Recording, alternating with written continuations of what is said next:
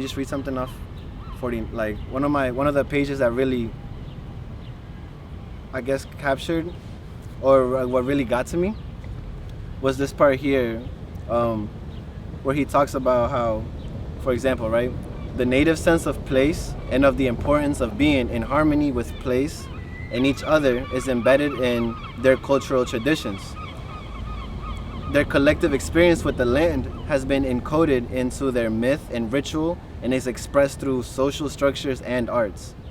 Altogether, these components of indigenous knowledge and practice have given rise to a true connection with the place and a full expression of ecological consciousness. There's a specific term for it's kind of a cliff that we're going to walk off eventually where the effects of climate change are going to be irredeemable. I forget what it's called exactly, but we're fast approaching it. I think we just went through these past 2 weeks, I think we went through the 7 hottest days that Earth has experienced in the past 10,000 years, And you can see it in the sky. I feel like it's a lot humid. You see a lot of mosquitoes, there's really not that much fun going on outside. It just doesn't really feel breathable, When it was really hazy and cloudy from the fires in Canada, I think that definitely contributed to down here. The air quality, I remember coming out of school and I thought our school was on fire because it was so bad.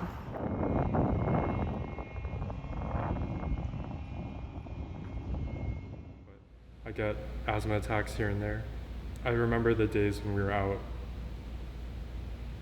with the smoke from Canada. It was pretty hard on the lungs, and I tried to just stay in my car or stay inside. Some days I had to come out and wear masks. I was walking to a friend's house a few days ago and the air quality it was bad. I had to wear a mask and it made it really hard to breathe.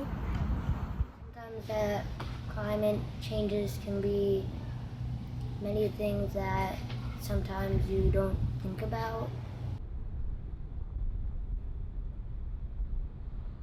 Being both a marine and environmental student, I can definitely, everything that I will do in this type of field directly is affected by the climate. With the ocean warming and just kind of the climate warming in general, as I had mentioned, we see a lot of different movements. We see movement of organisms into the area, since with the water warming, they can now withstand what used to be colder waters, and that by introducing new species into an area they weren't already in, it can just cause a lot of changes. And then on the opposite end, we're also seeing organisms that are leaving because it's getting too warm for them. They can't handle the heat and they are moving upwards. The great white sharks, they're moving up into the Massachusetts Bay area. They've been here in small numbers, but we're seeing unprecedented amounts of them due to their main prey item, the seals, are also moving up into this area because it's getting warmer and they can withstand the temperature of the waters more. Both of my fields of work directly are affected by climate change, so as the climate begins to change and begins to worsen its health, it's just concerning. I'm worried about some of the species I'm interested in studying later in life, whether they're going to be here or not when I'm of age.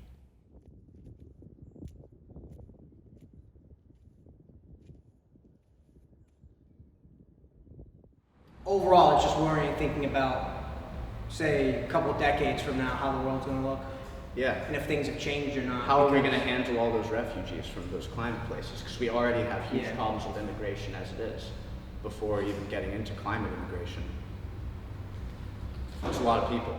El Nino drought that happened in 2015, 2016, and it was one of the worst ones we had, and it was one of the worst ones we had because of the pollution and the climate change.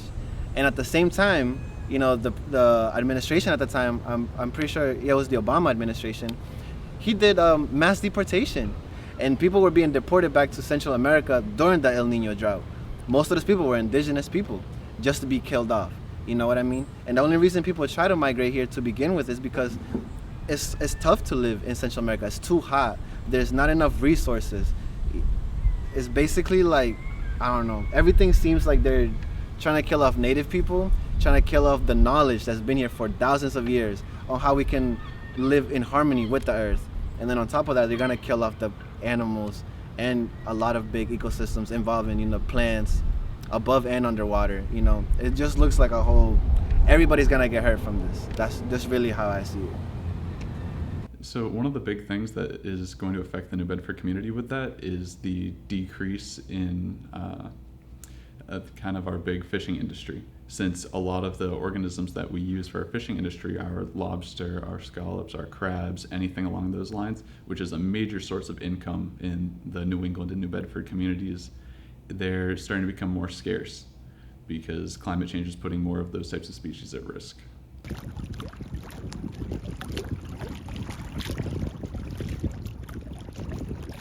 I think that generations before us just wanted to make money instead of actually think about what could happen in the future, and they were just focused on themselves in that point in time and not for the long terms of their company and how it could be affecting our generations now. How does that make you feel? Kind of upset because it's okay, you want your company to last, but you don't want it to last with the world. I feel like it wasn't as a big deal in past generations as it is now, because people are now seeing that it's getting worse and it's affecting us mentally and physically.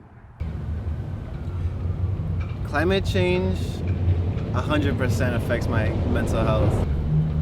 I feel like ever since I became more aware of all these terrible things going on in the world and how they've been literally trying to tell us since the 1970s. Bro, they've been trying to tell us since the 70s that if we keep pushing out all this, if we keep trying to get all this oil, right? If we keep mining into the ground, all this fracking, eventually we're gonna get to a place where states are gonna be flooded.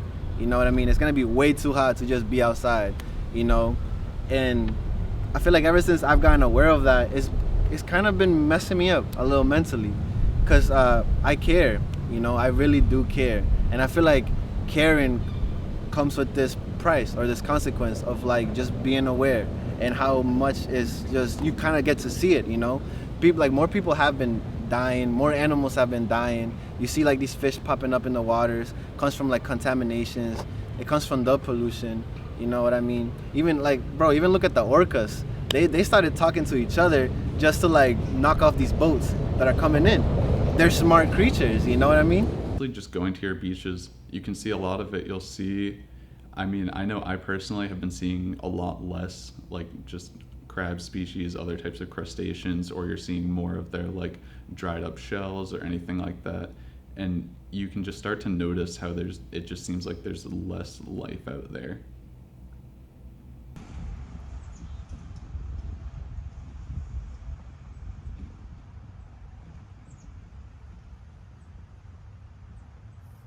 We've learned about how to stop climate change, and we've done a few projects on what we could do better. I think there already are pretty strong solutions in place. It's a matter of getting a consensus, and there is a camp of people that do have good ideas, but I think there's a disconnect between the ideas and the policy. And not only that, but there's a lot of people who might not agree on climate change in general. They don't see it as a pressing issue or something that'll really affect us going forward. Very first thing, stop subsidizing oil companies. That's the worst thing I think we could possibly do. When we give subsidies to these oil companies, it basically tells them, you're doing great, keep making this oil, keep producing this oil, keep fracking, keep pumping this out, and keep selling it because you're doing amazing. This is what we need. If we stop giving the subsidies to the oil companies, it could free up some extra money to go to other things. I would say electric cars are good, but we could definitely do other things that would be way more helpful. We could go towards carbon capture technology or renewable energy sources like wind and solar. We're already doing wind offshore. Yes, the world is on fire. Yes, there's these big businesses trying to kill us off. But we all have that desire to fight and to live, you know?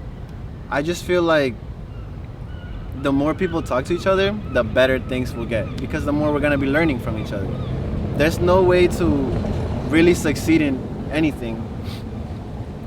There's no way to really succeed or thrive unless you do it with your community.